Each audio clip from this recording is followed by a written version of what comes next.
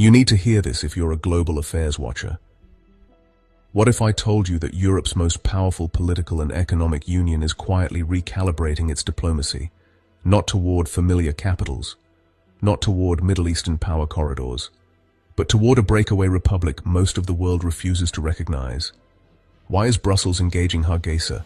And what does this mean for global trade, security, and the geopolitics of the Red Sea? This is EU diplomacy like you've never seen it before. Because this time, Europe isn't reacting to a crisis. It's positioning for the future. Welcome to the Horn Lens, where global power shifts are explained clearly, calmly, and without propaganda. If you want serious geopolitical analysis on Somaliland, the Horn of Africa, the Red Sea, and emerging global alignments, subscribe, because stories like this will define the decade ahead. The Horn of Africa is now a geopolitical chessboard, with the Red Sea at its center. The Bab el-Mandeb Strait is a choke point for global trade, drawing in military and economic interests from the US, China, France, Japan, Turkey, and the Gulf states. Djibouti's coastline is crowded with foreign bases, while regional powers invest in ports and infrastructure. For the EU, this is about more than trade. It's about security and influence. Control over ports like Djibouti, Berbera, and Mogadishu means access to Ethiopia's vast market and regional leverage. The EU's strategy promotes stability and multilateralism, countering rivals' transactional tactics. Development aid and trade policies are tools to foster good governance and long-term partnerships. In this crowded field, the EU seeks stable, like-minded partners. Somaliland is emerging as one. Engagement with Hargeisa is part of a broader effort to anchor cooperative security in a contested region. The stakes are high, and the EU knows it cannot afford to be a passive observer. The new great game is underway, and Europe is determined to play. Somaliland, since 1991, has built a functioning state, government, military, currency, and regular elections. Its stability and democratic process stand in stark contrast to Somalia's turmoil. Achieved with little outside help, Somaliland's institutions inspire rare public trust. For Europe, this is a bulwark against extremism and migration. Yet Somaliland remains unrecognized, denied access to international institutions. The paradox, a democratic state that officially doesn't exist. The EU's dilemma is clear. Policy lags behind reality. Brussels is slowly pivoting, recognizing that facts on the ground matter more than diplomatic fictions. The EU's dual-track policy means official support for Somalia's government, but pragmatic engagement with Somaliland. Aid and development projects bypass Mogadishu, working directly with local authorities in the north. This approach delivers results where the central government cannot. Brussels carefully avoids formal recognition, using diplomatic ambiguity to maintain balance. A dedicated EU office in Hargeisa coordinates projects and builds trust. These ties fall short of full relations, but are deepening steadily. The dual-track policy, once a stopgap, is now a long-term strategy.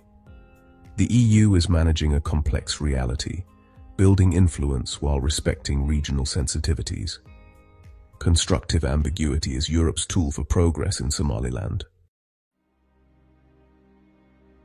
At the heart of EU interest is Berbera Port, a strategic asset on the Gulf of Aden. Once a historic trade hub, Berbera is now a modern gateway, offering an alternative to Djibouti.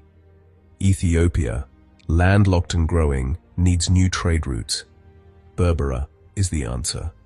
The Berbera Corridor, backed by DP World and Ethiopia, is transforming regional logistics. The UK and EU see this as a corridor of stability and prosperity. A thriving Berbera links Somaliland and Ethiopia, reducing regional vulnerabilities. For Europe, supporting this infrastructure means jobs, growth, and a stake in peace. Economic interdependence is a bulwark against instability. Berbera is more than a port. It's a linchpin for Europe's long-term goals in the Horn. The EU's bet development as the foundation for security. The EU's approach to Somaliland is incremental, building ties project by project, not through grand declarations. Humanitarian aid led to development, then to support for elections and governance. Each step deepens engagement and lends legitimacy to Somaliland's institutions. The more Somaliland proves itself, the harder it is for Europe to ignore. This slow dance is shifting the political calculus, making de facto recognition a real possibility. Full recognition may be distant, but practical cooperation is growing. The EU's investments give it a stake in Somaliland's success. The long game is about shaping a new reality, one careful step at a time. In December 2026, Israel's recognition of Somaliland shattered the diplomatic status quo. For Somaliland, it was a breakthrough. For Europe, a new strategic puzzle. Brussels responded with caution, reaffirming the One Somalia policy but watching closely. Israel's move gives cover to EU voices favoring deeper engagement with Hargeisa. Some member states may now push for closer ties, even if formal recognition remains off the table. The region's great power competition has intensified, with Israel seeking allies and countering Iran. The EU must adapt, balancing principles with new realities. Somaliland's status is no longer hypothetical. It's a live issue. Europe's careful wooing must now account for a bold new suitor. The diplomatic game has entered a new phase. The EU's quiet shift towards Somaliland reflects a deeper change in Red Sea geopolitics. Old certainties are gone. Competition for influence is fierce.